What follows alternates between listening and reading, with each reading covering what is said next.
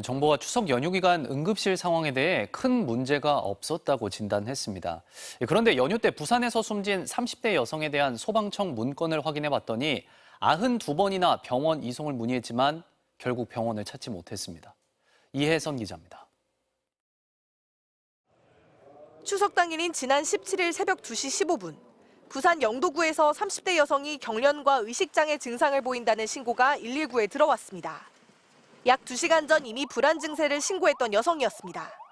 구급대가 도착했을 때 생명이 위험할 수 있는 중증도가 가장 높은 레벨 1단계였습니다. 구급대뿐만 아니라 구급 상황관리센터까지 나서 치료할 병원을 찾아 연락을 돌렸습니다. 하지만 삼육병원, 고신대병원 등 10곳이 신경과 치료는 불가능하다며 환자를 받을 수 없다고 했습니다. 그 사이 여성은 구급차에서 심정지 상태에 빠졌고 급한 대로 일단 6분 거리 해동병원 응급실로 옮겨졌습니다.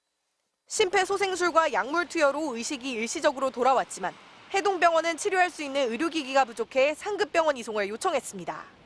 새벽 3시가 넘은 시각, 다시 부산대병원에 연락했더니 응급의학과 인력이 부족하다.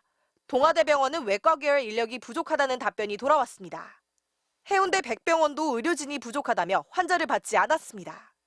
100km가 넘게 떨어진 경상대 병원까지 연락했지만 중환자가 과다하니 권역내에서 해결하라는 답변이 돌아왔습니다.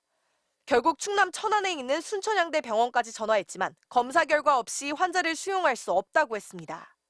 이렇게 치료할 병원을 찾아 이른바 전화뺑뺑이를 돌린 게 92번입니다. 연휴 기간 구급상황관리센터와 각 병원을 연결하는 긴급 대응반도 만들었는데 치료할 병원을 찾을 수 없었던 겁니다.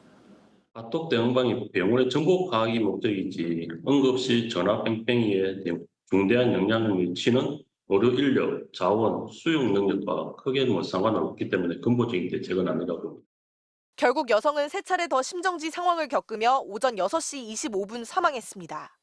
부산이라는 곳이 대한민국 제2의 도시인데 90여 곳이 넘는 병원을 알아봤다는 거지 않습니까? 저는 수도권도 다르지 않았을 거다. 원인은 바로 의료 대란에 있다라고 봅니다. 보건복지부는 이에 대해 지자체와 공동조사를 하겠다면서도 이번 사건이 신경과 의료진 등 배후 자원이 부족해 벌어진 거라며 오히려 의료개혁으로 지역 필수 의료를 확충하겠다고 밝혔습니다. MBC 뉴스 이혜선입니다.